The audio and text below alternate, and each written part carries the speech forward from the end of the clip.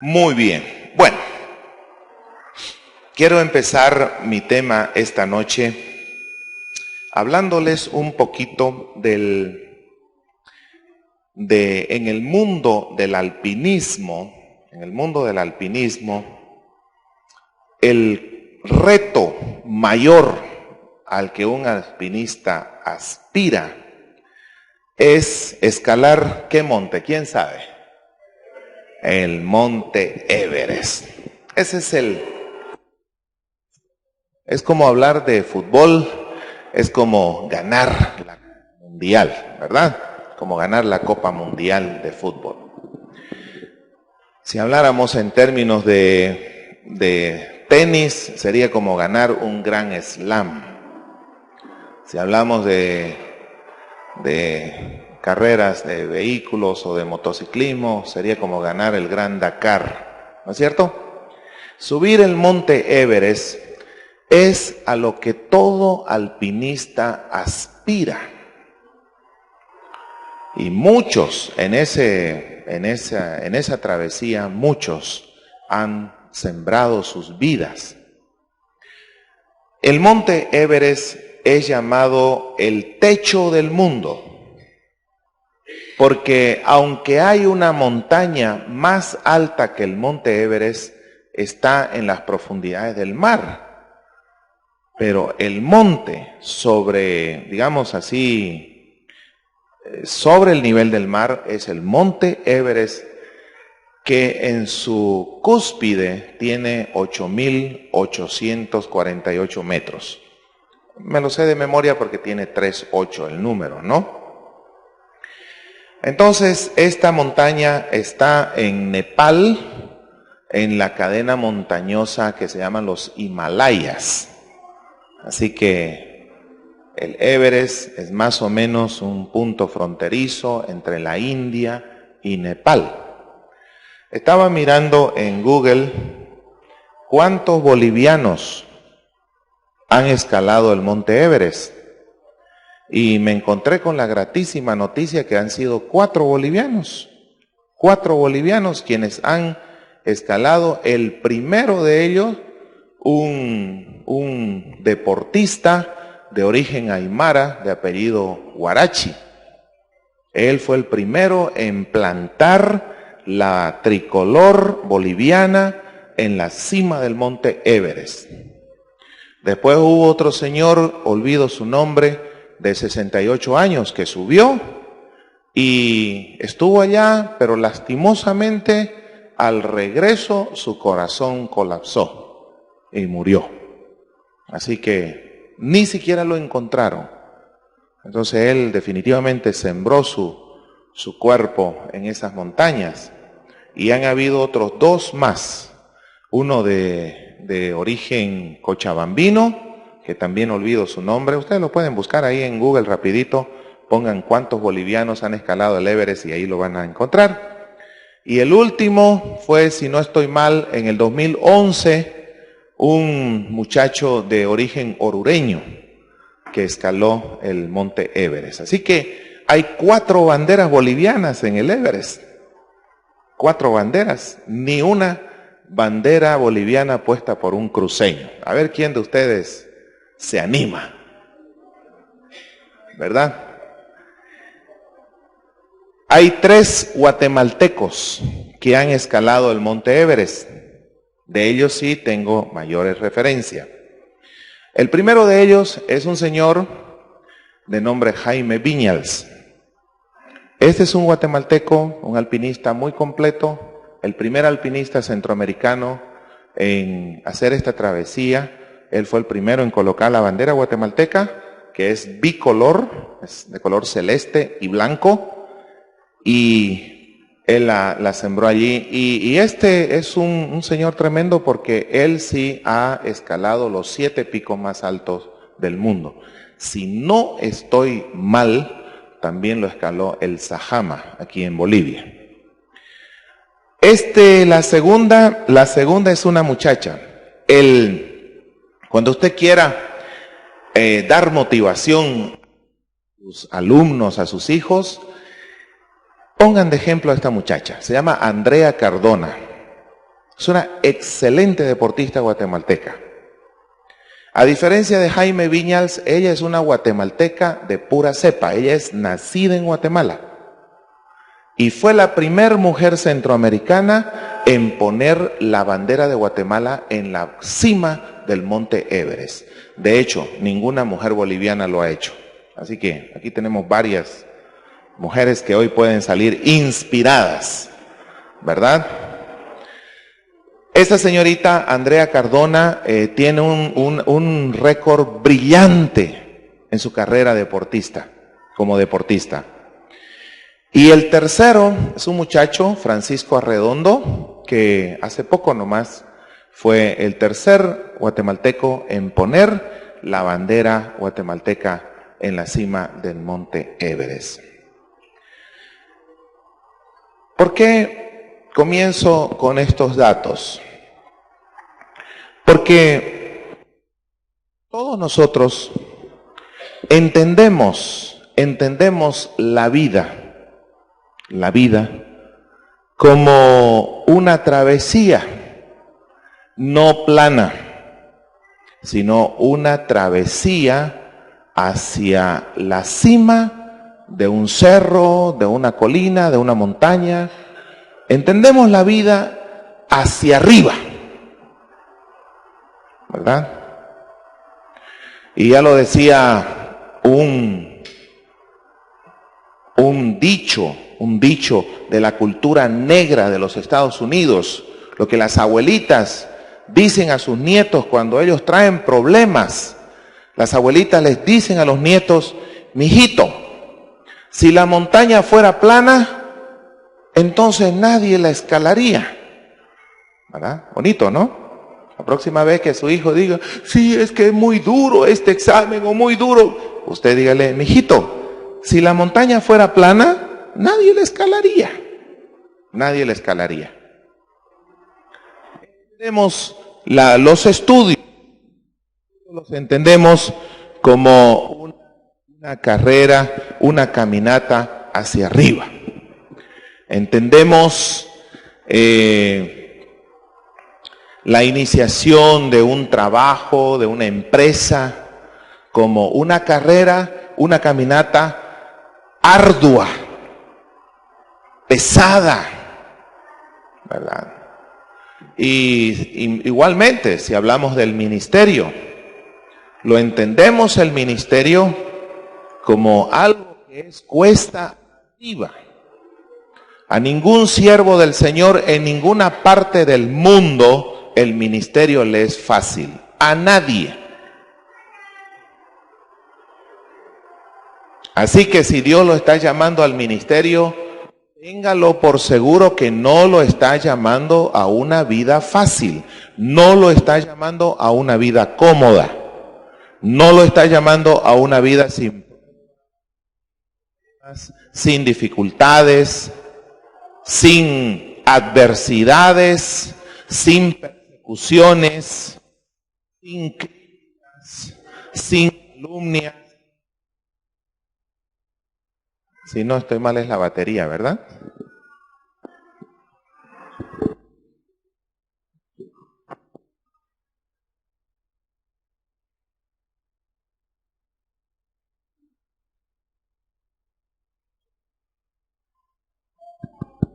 Aquí estamos.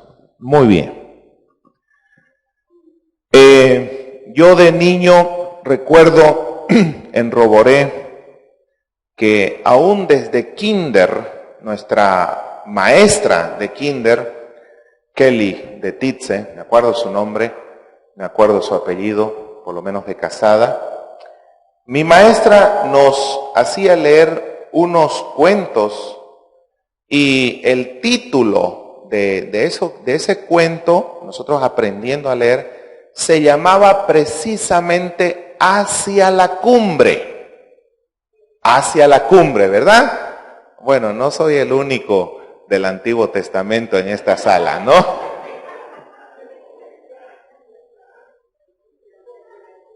Hacia la cumbre. ¿Y qué querían enseñarnos a nosotros los niños?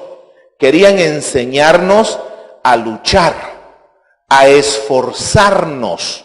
Querían enseñarnos a trabajar duro, a sacrificarnos para alcanzar metas, para lograr metas. ¿Verdad? Está bien, excelente. En otras palabras, bueno, y usted solo tiene que comprar cualquier libro de motivación, de pensamiento positivo, etcétera, donde le van a decir a usted que el éxito en la vida es hacia arriba. Es hacia arriba. Y yo no vengo a desmentir tal cosa. Vengo a decir que probablemente cuando hablemos de alcanzar metas en la vida, como específicamente estudios, ¿no? Un proyecto personal, estructural, escribir libros, hacer un puente, construir una casa. Si hablamos de un proyecto político, ¿no? Si hablamos de el emprendimiento de una empresa, la iniciación de una empresa, de una compañía, una de las grandes compañías. Bueno, si ustedes han estudiado este tipo de literatura, ustedes entenderán cómo nació, por ejemplo, Walmart, su fundador famosísimo, de hecho cristiano evangélico, Sam Walton, cómo empezó desde abajo. Y en Guatemala tenemos una historia similar. La cadena de supermercados Pais empezó con un señor que vendía frutas en una carreta por la calle, ¿no? Bueno, ustedes pueden leer también todos los fracasos que tuvo el iniciador de la franquicia Kentucky Fried Chicken y cómo se lo rechazaban su pollo en todos lados. Entonces siempre entendemos el éxito hacia arriba, ¿verdad? Escalar. Hay que ir hacia la terraza, hacia la azotea. Pero ahora yo quiero que nosotros consideremos el tema general que hemos venido estudiando en esta semana, que tiene que ver con la transformación de nuestro carácter a la imagen de Cristo, que recordando lo que se dijo el domingo, es la meta suprema de Dios para su vida. Sin importar si usted es hombre o mujer, sin importar sus dones, sus talentos, sin importar su nivel de educación, sin importar su temperamento, la meta suprema de Dios para su vida es que su carácter sea transformado de gloria en gloria en la imagen del carácter de Cristo. Esa es la meta suprema de Dios para Teddy y para mí y para usted. Ahí no hay pierde. Romanos 8:29 es clarísima la definición de la meta de Dios. Jesús es el modelo supremo, perfecto. Es la obra maestra del Espíritu Santo. Y así como el Espíritu Santo esculpió el carácter santo, sin mancha, hecho más sublime que los cielos, como lo define Hebreos 7:26, así mismo quiere hacer con su vida. Es una obra que el Espíritu Santo la empieza desde el mismo momento de su conversión y no la va a terminar, aunque usted no lo quiera. Él seguirá obrando en su vida y en su carácter, día a día. Seguirá tallando y usando la ilustración que usé del niño, y se recuerdan ustedes del escultor. El Espíritu Santo seguirá usando su cincel.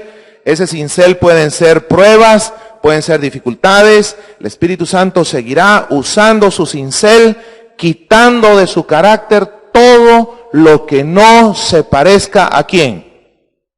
A Cristo. hasta que en su carácter solamente queden las virtudes del carácter ¿de quién? De Cristo. Muy bien. Si esto se quedó aprendido, bien valdría la pena que yo me siente, ya estuvo.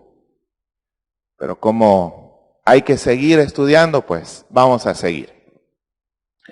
Vamos a ir a Filipenses, el capítulo 2. Solo haciendo un repaso de las circunstancias en las que el apóstol Pablo escribió esta epístola. Pablo escribió esta epístola desde un subsótano, un cubículo de 80 centímetros a 1 metro de diámetro, oscuro, húmedo, que era una cloaca. Allí estaba Pablo, desnudo, pisando constantemente sus orines, sus heces, nunca acostado, o parado o de cuclillas, que serían las posiciones, las únicas posiciones que él podría tener. Y seguramente en la tapa de su Bartolina allí había un hoyo por donde se le tiraba algo de agua, algo de pan, y seguramente ahí había uno de sus colaboradores que le servía de escribano. Entonces Pablo, dictando la carta a los filipenses en esas condiciones infrahumanas. Y ustedes en toda la epístola, la pueden leer al derecho y al revés, la pueden leer de crin a cola, no encontrarán ni la más mínima sospecha de las condiciones en las que se encontraba Pablo cuando escribió esta epístola. La palabra que constantemente se repite en la epístola es la palabra gozo, alegría, regocijo. Por eso se la conoce a la epístola a los filipenses como la catedral de la alegría, la catedral del gozo, similar al canto que compusiera Ludwig van Beethoven, ¿verdad? La canción de la alegría. Eso sería. En el Nuevo Testamento, Filipenses es la canción de la alegría, del gozo, del ánimo. Cuando usted sienta deprimirse, lea Filipenses. Y ahora que usted está presente en este estudio, recuerde, póngase en la circunstancia en la que Pablo se encontraba cuando escribió Filipenses. No hay queja en el corazón, no hay queja en las palabras de Pablo. Jamás Pablo atribuye algún despropósito a Dios y a la circunstancia en la que se encuentra. Y en ese lugar, Pablo no está pensando en una playa en el Mediterráneo. No está pensando en unas vacaciones en Ibiza, España. No está pensando en terminar su carrera rabínica. No está pensando en ninguna cosa para su propio beneficio, para su propia conveniencia, para su propia comodidad. Pablo, allí sumido en la más terrible miseria, está pensando en la iglesia de Filipo. ¿Qué les parece? Está pensando en los problemas de la iglesia. Está pensando en las peleas que se están dando entre los hermanos. Eso es lo que a Pablo le duele en el alma, allí sumido en esa cloaca, en ese desagüe. Y nosotros leemos esas palabras tan lindas en el capítulo 2 y el versículo 1. Por tanto, si hay alguna consolación, voy a hacer algo, quiero hacer un ejercicio, hermano Paulito. Yo voy a leer en la versión que todos tenemos en nuestra mano, que es la Reina Valera 1960, pero usted, por favor, ponga en la pared la nueva versión internacional, para que comparemos un poquito algunos términos, ¿ya? Pero yo voy a leer en la Reina Valera 60. Dice, por tanto, si hay alguna consolación en Cristo, si algún consuelo de amor, si alguna comunión del Espíritu, si algún afecto entrañable, si alguna misericordia, completad mi gozo sintiendo lo mismo, teniendo el mismo amor, unánimes, sintiendo una misma cosa. Pablo no está pensando en comida. Pablo no está pensando en deleites personales.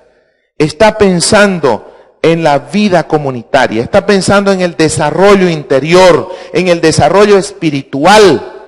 Está pensando en la transformación del carácter de los hermanos que han sido comprados por la sangre de Jesucristo, que se reúnen en Filipos. En eso está pensando Pablo.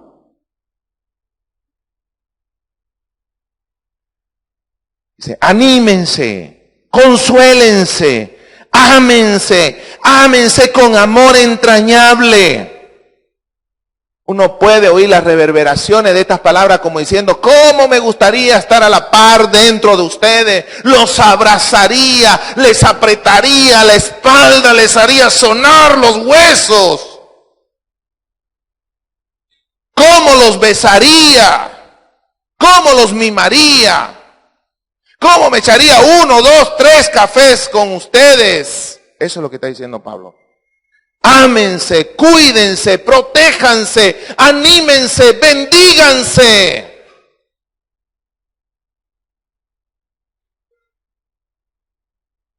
Esas son las palabras, ese es el contexto. Versículo 3. No hagan las cosas por contienda, no la hagan por vanagloria, antes bien con humildad. Estímense cada uno a los demás como superiores a ustedes mismos. No se miren por encima de los hombros.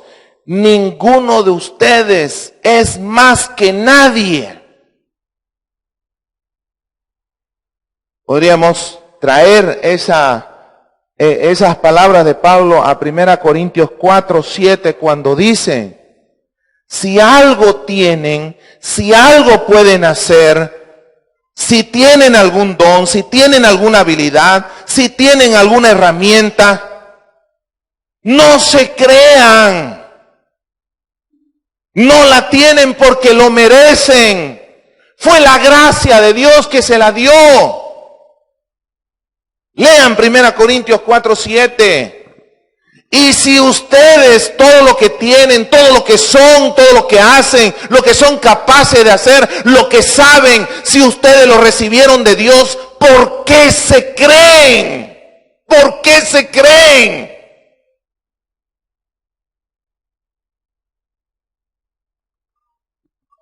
Pablo le dice, no tenemos nada de qué creernos, porque todo lo que tenemos, todo lo que sabemos, todo lo que somos capaces de hacer, todo lo que hemos obtenido, lo hemos recibido de Dios. Y si lo hemos recibido de Dios, la vanagloria no tiene cabida en el corazón del creyente, no la debe tener.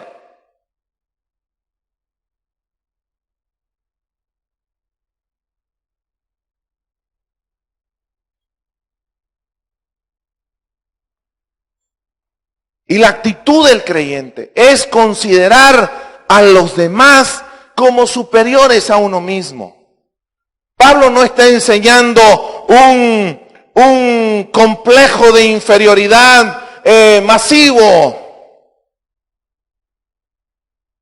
Pablo está enseñando la actitud que Dios quiere ver en cada uno de sus hijos. Y luego dice, versículo 4, no miren cada uno por lo suyo propio. No sean egoístas. Miren, cada uno de ustedes, miren por el bien de los demás. No fueron bendecidos para engolosinarse con sus bendiciones. Ustedes saben por qué. Porque una de las razones por que al mar muerto se le llama mar muerto es porque ese mar, como me imagino que habrán otros en el mundo, pero ese mar no desemboca en nada. O sea, el mar muerto solo recibe. Porque, claro, está como a 300, 350 metros debajo del nivel del mar. Entonces, por así decir, el mar muerto no drena, no tiene desagüe, no tiene ríos. El principal río que lo alimenta es el río Jordán. Y cuando llueve una vez al año, los riachuelos que se forman en las montañas aledañas vienen. Así que el mar muerto es una de las razones por que le llaman muerto, porque es un mar que solo recibe. Y yo lo puedo decir con toda autoridad, hermano, que el cristiano que solo recibe, que solo piensa en sí mismo, que solo piensa en su comodidad, que solo piensa en su conveniencia, que solo piensa en su futuro, que solo piensa en su familia, que solo piensa en su iglesia, que solo piensa para él. Estos hermanos, como decimos en Centroamérica, estos hermanos de Jalapa, porque todo es Jalapa acá. Puro asadón, ¡fua! Puro asadón, Jalapa a mí. Estos hermanos, Pablo dice, no hombre, todo lo que nosotros recibimos es para que nosotros lo hagamos fluir. Somos bendecidos para bendecir a otros. Y claro, si nosotros nos vamos al capítulo 3 de Filipenses, Pablo les puede decir a los filipenses, les puede decir, y miren, el mejor ejemplo que yo les puedo dar soy yo mismo. Porque ustedes saben, o por lo menos algunos de ustedes saben, que yo era discípulo de Gamaliel el Grande. Yo era el rabino Saulo de Tarso. Y ustedes pueden leer su currículo en Filipenses capítulo 3. Leámoslo, por favor, desde el versículo 3. Leámoslo desde el 5. Yo fui circuncidado al 8º día, soy del linaje de Israel, de la tribu de Benjamín, hebreo de hebreos, en cuanto a la ley fariseo, en cuanto a celo perseguidor de la iglesia, en cuanto a la justicia que es en la ley irreprensible.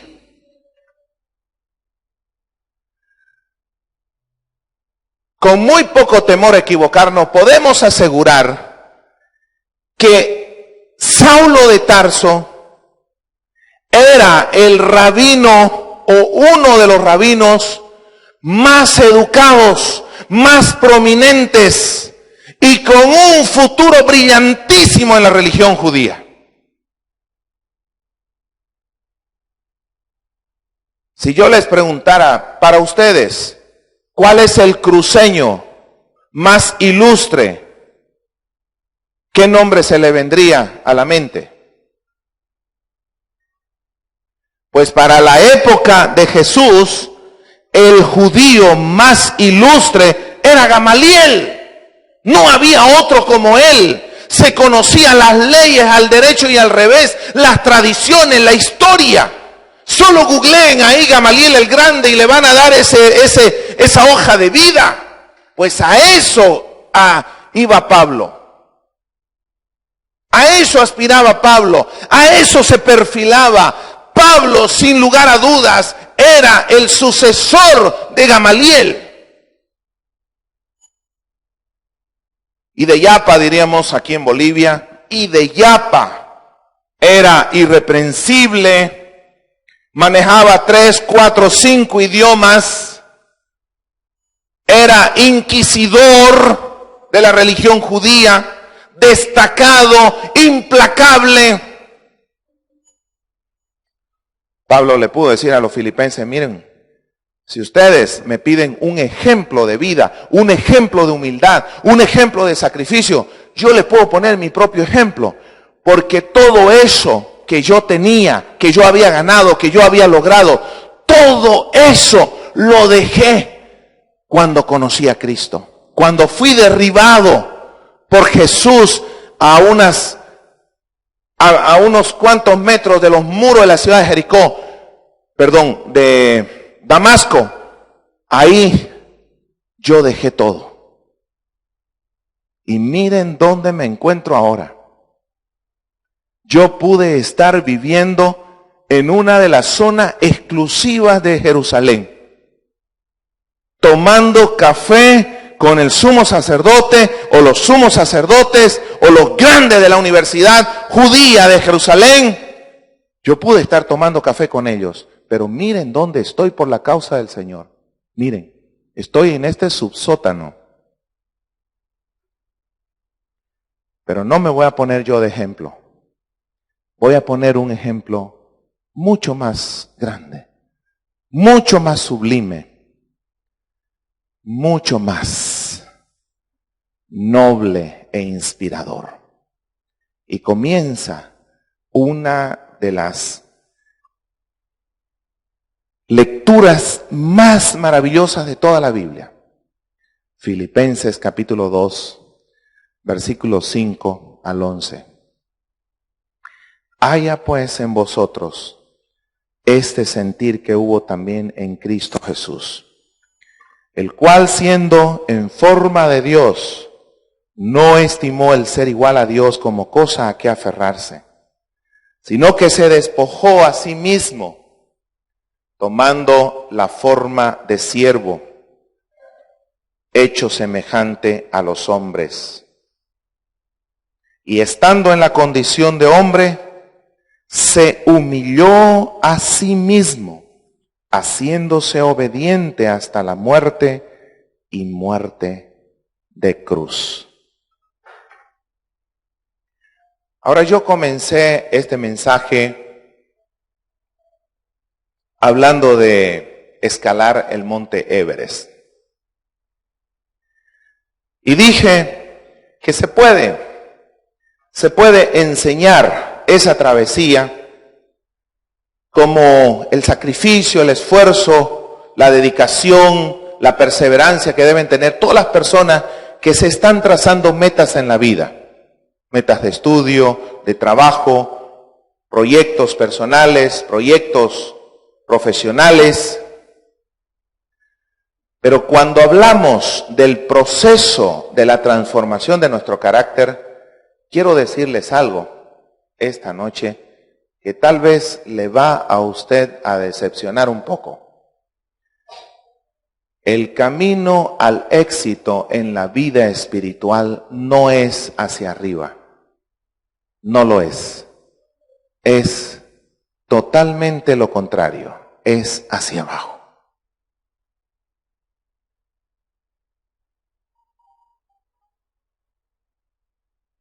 Es hacia abajo.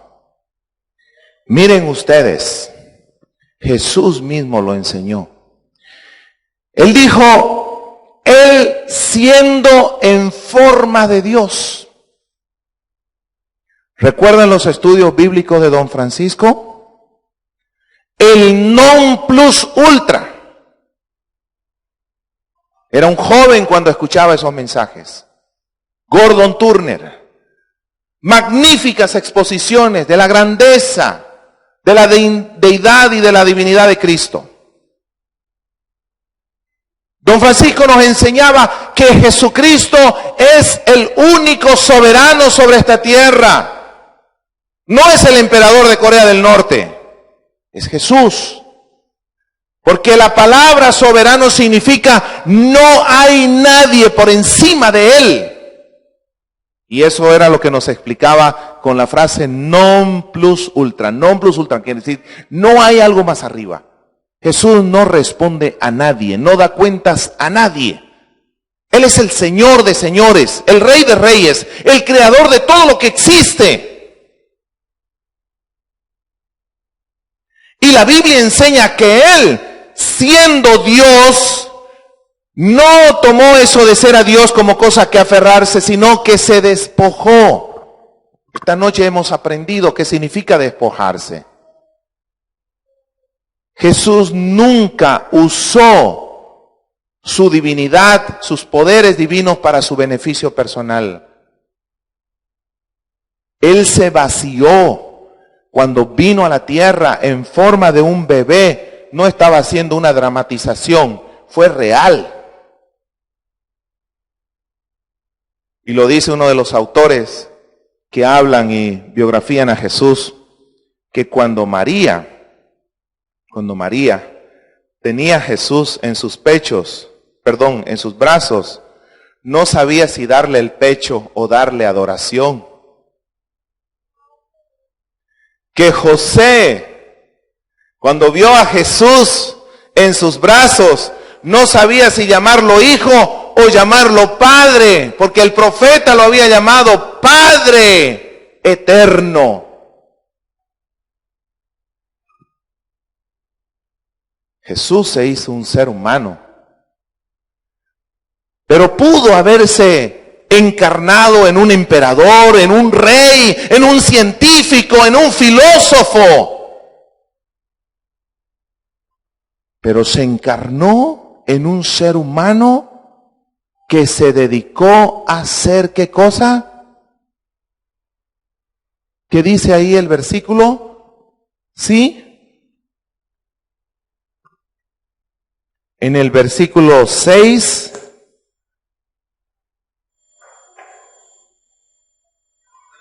en el 7, tomando la forma de siervo. Miren ustedes, yo no sé si me voy a salir de foco, de cámara, espero no hacerlo, pero bueno. Miren ustedes, yo quiero que ustedes sigan esta secuencia. Aquí está Jesús. Pongamos que este es el cenit. Eso significa la palabra cenit. Lugar más alto, más encumbrado. Jesús, siendo Dios, se encarnó en un ser humano. El Creador se hizo como una de sus criaturas. Qué paradoja, ¿verdad? Podría pasarme la noche entera tratando de explicarles este fenómeno. Grandioso. Jesús hizo a María en el vientre de su madre y ahora Jesús es engendrado en el vientre de María. ¿Puede usted entender eso? ¿Puede usted explicarlo?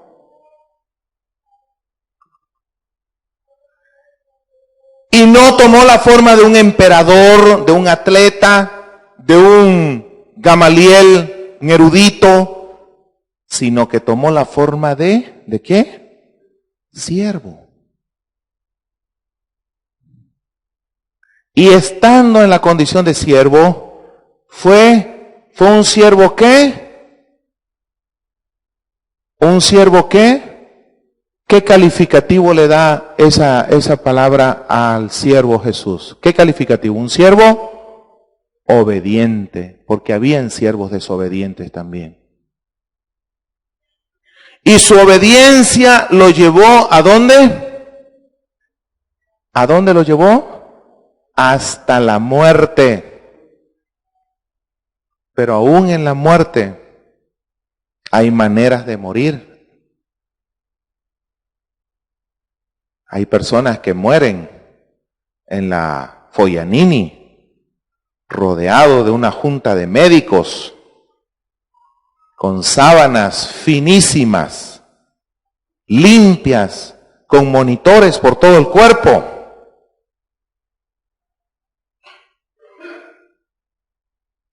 Escuché la historia de una hermanita de la iglesia de Nazaret en Guatemala, la hermana Estefanía. Esta hermana Estefanía todas las mañanas ella tenía la costumbre de levantarse, asearse, ir a desayunar y luego entrar en su habitación a orar. Se ponía de rodillas allí en la esquina de su cama y se ponía a orar.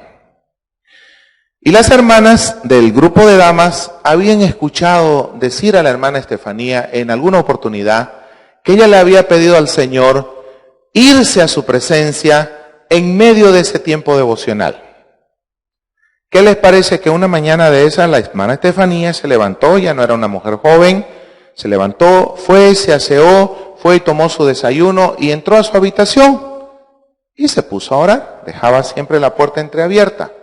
La persona que les ayudaba venía y de vez en cuando la miraba, ahí estaba la hermana Estefanía orando y se iba a continuar los quehaceres de la casa. Pues un momento de eso, la persona notó que ya el tiempo normal que ella utilizaba para orar, leer la Biblia y todo, se había pasado. Pues fue la hermanita. No le puso mayor atención. Y cuando ya notó que era demasiado, entró, hermana Estefanía, y nada. La empujó y la hermana Estefanía se cayó. Ya se había ido con el Señor. No hubo gritos, no hubo sangre, en la perfecta paz de Dios, en la recámara, en su recámara, bajo la tensión. ¿Qué les parece esa clase de muerte? Nuestro hermano Herberto Urbat, hermano del Brasil, ¿se recuerdan ustedes? Una vez me presentó al hermano Chico Gómez. El hermano Chico Gómez era un hermano fiel, como los muchos hermanos que hay aquí. Un día llegó al culto, era el tiempo de oración, y el hermano Chico iba con su Biblia preparado para predicar. Y en lo que el director del culto dijo, bueno, vamos a invitar al hermano Chico que pase adelante a darnos la palabra. El hermano Chico no se movió de su asiento, ya se había ido con el Señor. ¿Qué les parece esas maneras de irse con Dios? Lindas, ¿verdad? Ahora, ¿cómo fue la muerte de Jesús? Murió en una cruz. Yo sé que algunos de ustedes no van a ver esto que voy a hacer, pero voy a hacerlo. La cruz fue el lugar más bajo a la que un ser humano haya podido humillarse.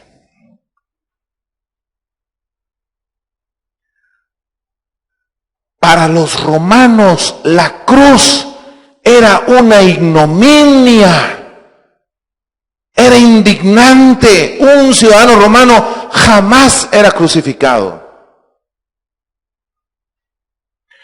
Para los judíos, morir crucificado era una maldición de Dios.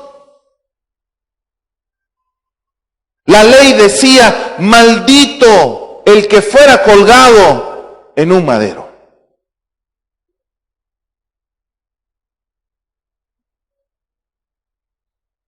No podría pasar horas y horas estudiando las injusticias que se cometieron en los varios juicios a los que fue sometido el Señor Jesucristo. ¿Y qué decir de sus sufrimientos? En ese proceso nosotros no encontramos una escalada, no encontramos una travesía hacia arriba. La vida de Jesús nos enseña que la vida del cristiano es hacia abajo, no es hacia la azotea, es hacia el sótano, no es hacia el cenit, es hacia el nadir.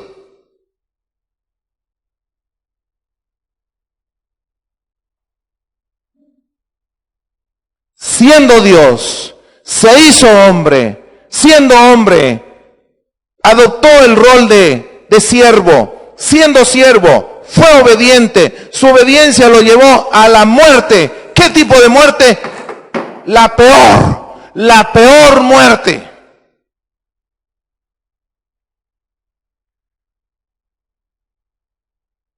completamente desnudo, solo.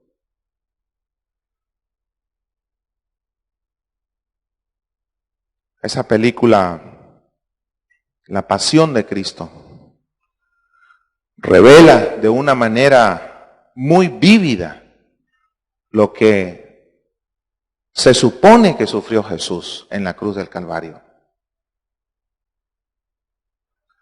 Realmente Mel Gibson hizo un excelente trabajo. Yo cuando miro esas películas todavía vienen a mi mente los mensajes de Don Frank cuando nos enseñaba los sufrimientos, la fiebre reumática, la taquicardia, los dolores extremos, la deshidratación, las hemorragias. Hay una parte donde realmente a uno le hace fruncir el ceño la película, donde el soldado romano le da con el chicote y esas uñas que tenían en el filo de esos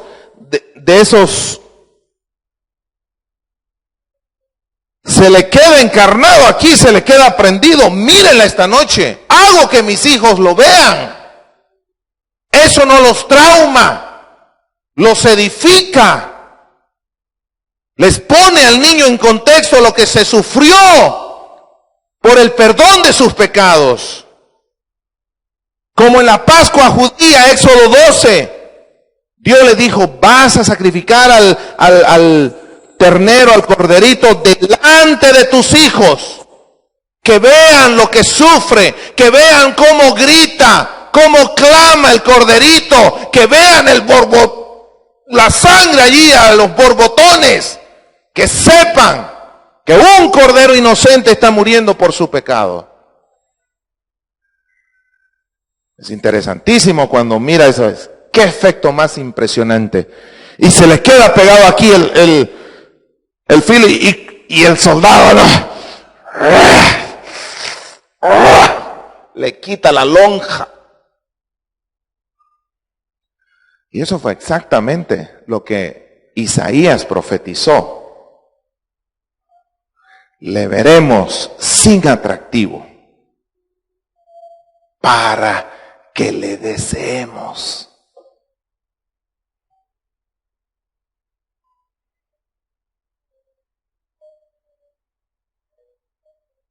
La tentación hoy día es querer convencer al mundo que el cristianismo es la mejor religión, porque miren, los cristianos son los más gordos, los más esbeltos, los más simpáticos, los que no se enferman, los que no pierden examen, los que cuando van en el tráfico todos se le hacen a un lado.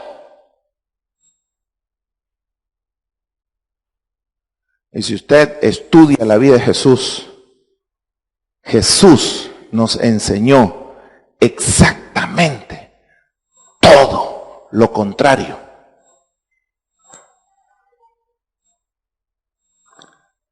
Nunca olvido haber asistido a una plática motivacional de una de estas compañías que se dedican a la venta de productos multiniveles.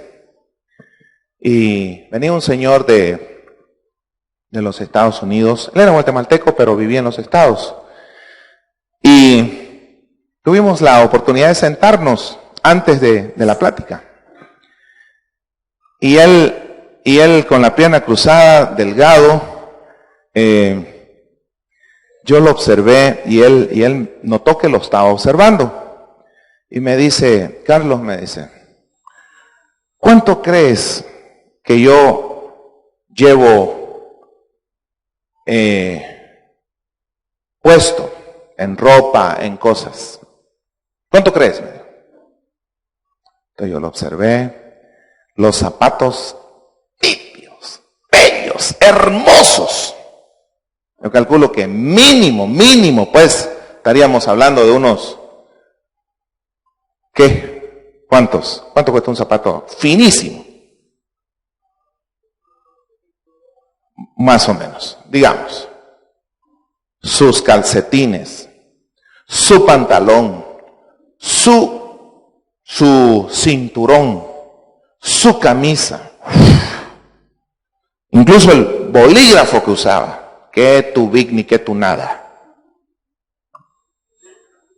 sus anillos, y cómo se sentaba el hombre. No sé, le dije, me imagino que andarás unos, ¿qué? Unos $2,000 por ahí. Así se quedó nomás. Y después dio su plática. Y en medio de su plática, que es a lo que yo lo quiero llevar, él nos enseñaba a todos, porque estábamos todos recibiendo esa conferencia. Nos dijo, si ustedes quieren vender, primero, véndanse a ustedes mismos. Y de lo que él estaba hablando era ¿de su qué?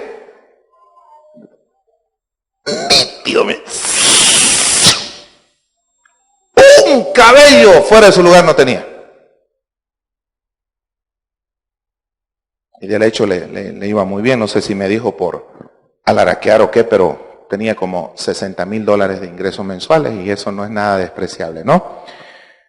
Pero yo recuerdo esa plática y yo me fui con esas palabras a la casa y yo dije,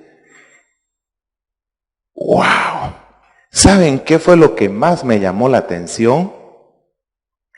Que esa persona antes había sido pastor y dejó el pastorado para dedicarse a promocionar su empresa, su producto. Y yo llegué a la casa y digo, o leemos Biblias diferentes, o tenemos, o ya no veo, o qué, pero ¿dónde yo puedo encontrar en Filipenses 2 tal cosa? ¿Dónde? Si se recuerdan de mi charla el domingo, ese soldado romano ante la cruz de Cristo, ¿en qué manera Jesús se estaba vendiendo a sí mismo? Desnudo, apaleado, con la espalda terriblemente desgarrada, destrozada.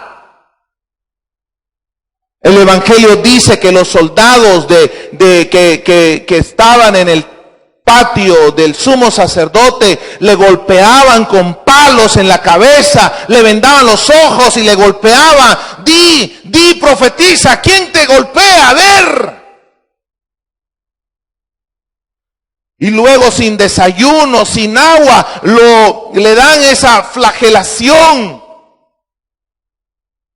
Y tiene que caminar más de 1 kilómetro, lo que conocemos como la vía dolorosa, la vía crucis, llevando su cruz. Y qué lindo lo pone Mel Gibson en una de esas, cuando su cuerpo realmente rebota en el suelo. Y ustedes saben que en la vida real, en esa escena, el autor, el que hace de Jesús, literalmente se dislocó la clavícula, el hombro.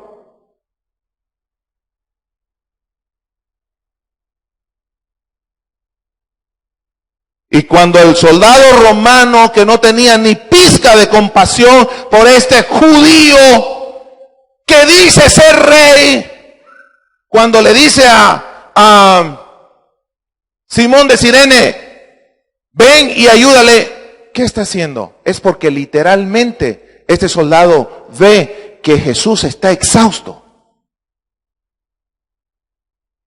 No lo hizo por compasión. Lo hizo porque quería apurar la muerte de Jesús. Ya de una vez que se acabe esto, a ver vos, vení, ayúdale. Ya este ya no da. Llevemos de una vez y terminemos con esto. Y cuando llega a la cruz y allí es crucificado, y Jesús, como se los he dicho tantas veces, porque así lo aprendí, así me lo enseñó don Fran, muchas veces, y ahí Jesús con su rostro lleno de sangre seca, tierra, sudor, lágrimas. ¿Y qué más tenía el rostro de Jesús? Saliva. en las decenas, cientos de veces que todo ese kilómetro la gente le fue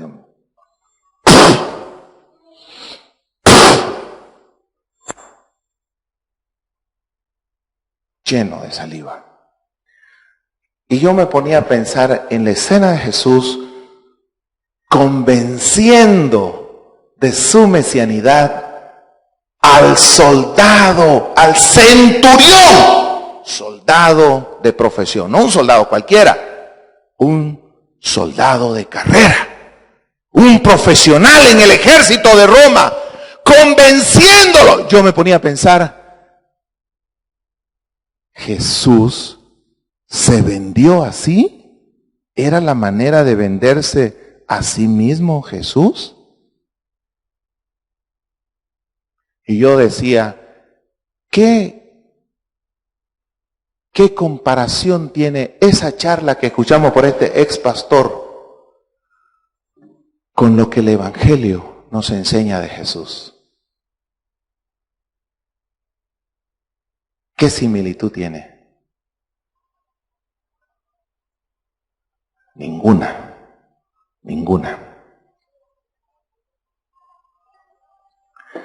Yo quiero terminar con esto, hermanos.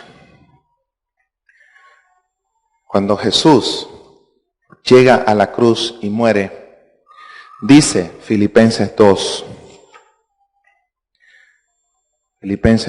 versículo 9, dice, por lo cual Dios también le exaltó hasta lo sumo.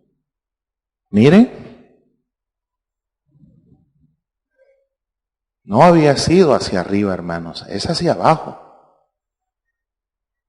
El camino de la gloria, el camino de la exaltación en la vida cristiana es hacia abajo.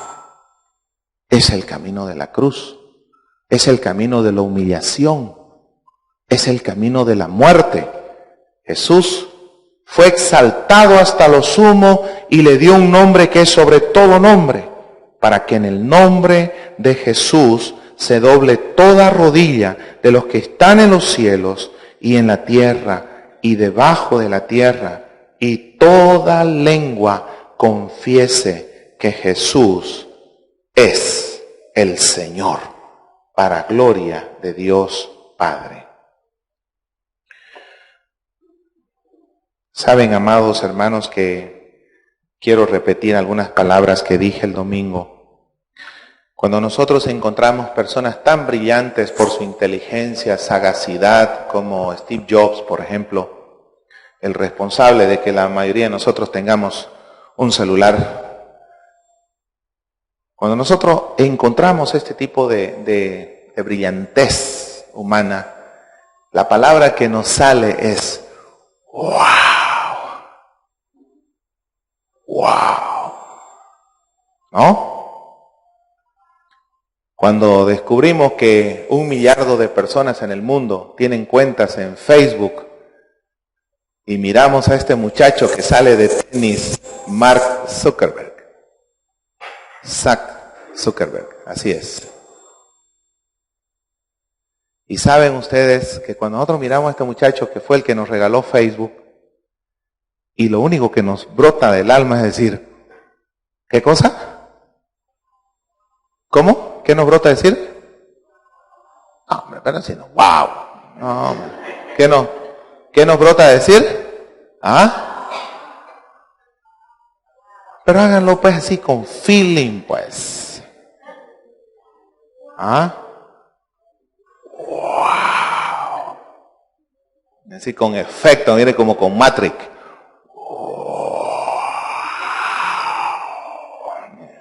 ¿Ah? Cuando miramos esas gambetas de Lionel Messi, comiéndose 1, 2, 3, y ya como que se va a caer, se frena para hacer un retroceso, cambiar de pierna y echar un golazo, hasta lo que les vamos al Real Madrid, decimos, ¿qué? ¿Qué decimos? ¡Wow! ¡Qué jugadorazo!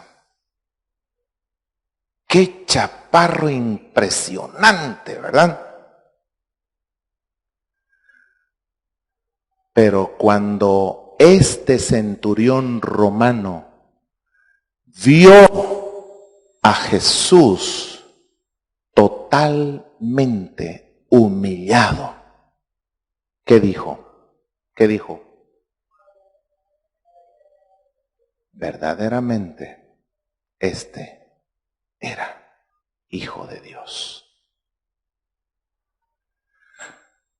El mundo ha visto a muchos cristianos muy hábiles para predicar, profesionales, hombres de negocios,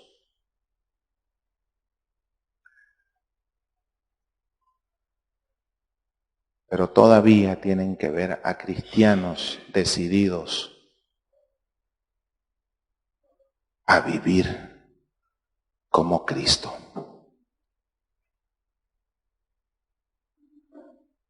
Cristianos que muestren el carácter de Jesús, que enseñen con su vida a ser humildes.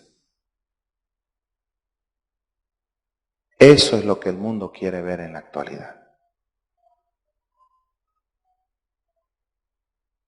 Cristianos que de verdad hagan el compromiso de asumir el reto del discipulado. ¿Y cuál es el reto del discipulado? Las palabras de Jesús que dijo, el que quiera venir en pos de mí, ¿qué dijo? Niéguese a sí mismo. Abandone sus planes, sus sueños personales. Y luego dijo, tome su cruz, agarre, viva el camino de la humillación, del sacrificio, del servicio, de la entrega. Y finalmente dijo ¿qué? Y sígame y obedézcame, viva conforme a mi palabra. Que Dios me los atropelle de bendiciones, amados hermanos, esta noche. Amén.